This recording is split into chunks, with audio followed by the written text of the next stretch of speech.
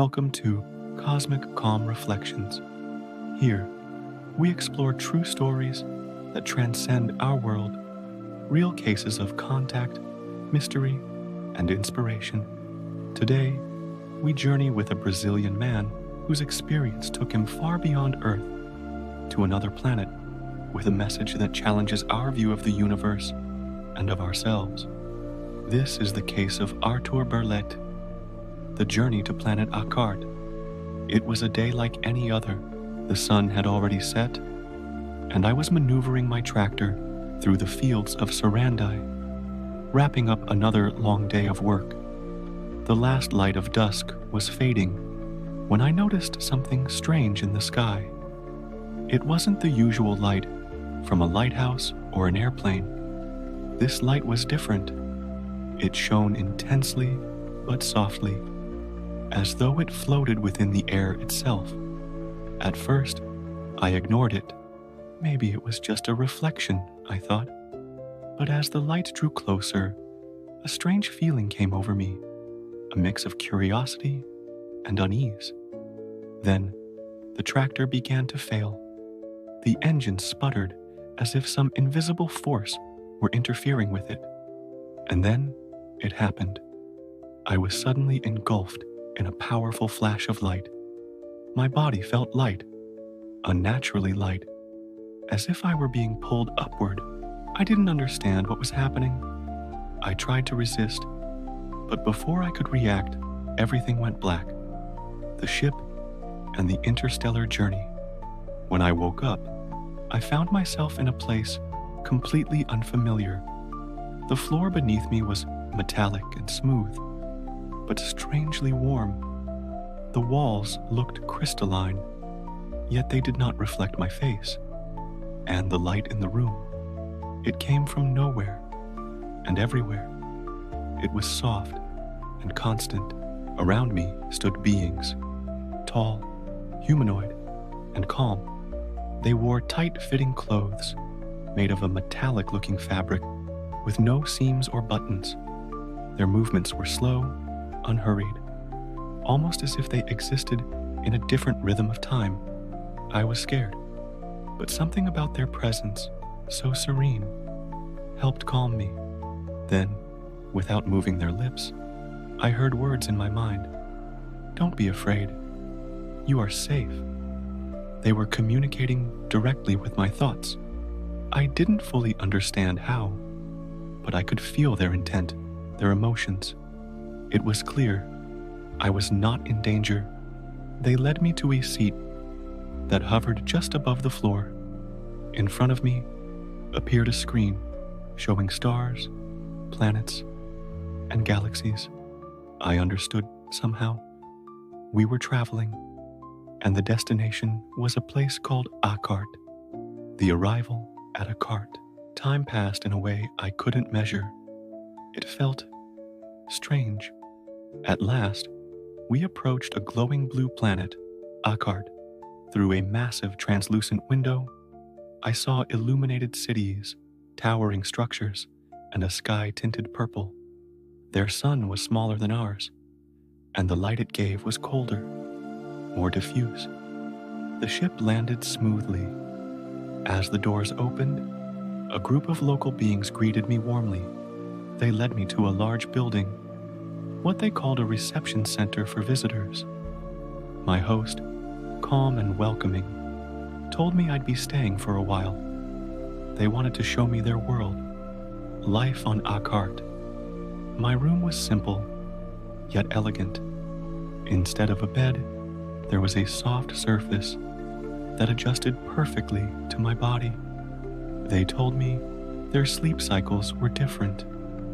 They needed less rest, thanks to optimized metabolism and energy renewal through food and mental relaxation. Their food was plant-based, sometimes in the form of delicious liquid preparations.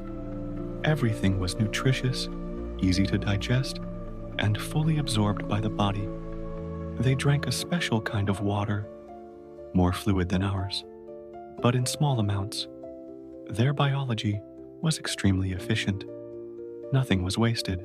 They had no garbage, no pollution. Everything not consumed was synthesized again.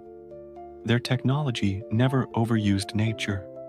When I asked about families, they explained that children were raised by the community. Parenthood, as we know it, did not exist. Children were supported by all, encouraged to explore their natural talents from a young age. Society and culture. Akkart's society functioned without money. Everyone received what they needed. Each person had a role in society and contributed for the collective benefit. Decisions were made by a council of wise beings, chosen not for power, but for logic, knowledge, and wisdom. I was shown places of recreation, where they discussed philosophy, listened to music, and even played sports. But there was no competition. Sports were used to balance body and mind, not to win or defeat others. They also showed me how they observed Earth. With incredible instruments, they could see everything that happened here, from global events to sports games. They were especially curious about our behavior, our cultures, and our mistakes. Akkart's challenges. But even a world like Akkart had faced problems. In the past, they suffered from environmental destruction, but they learned. They aligned technology with nature. Now, all their energy comes from their sun. Clean, sustainable. When I asked about crime, they said punishment existed, but it depended on the degree of guilt. Their education systems emphasized empathy, respect, and cooperation from the beginning of life. They had known wars. Conflict existed in their past, but the pain of those times taught them to evolve. They no longer had lethal weapons. Personal defense was handled by small neutralizers, rarely used.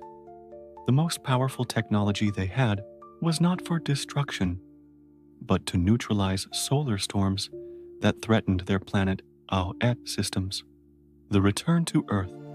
Eventually, they told me I would be returning home. The farewell was short, yet meaningful.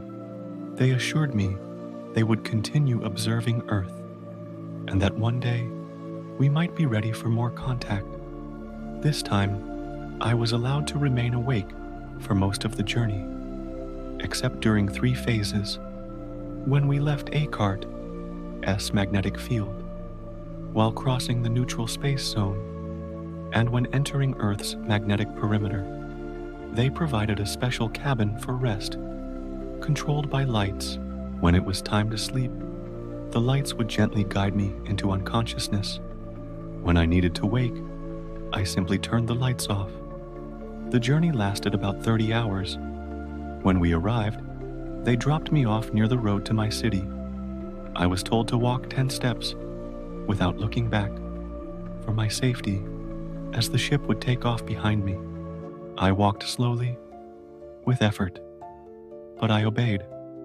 That walk home took me 3 hours, when it usually took just 1. Reflections on human evolution. What I saw on Akkart changed me. If they could overcome their past and become a peaceful, advanced society, why not us? Are we capable of choosing harmony over conflict?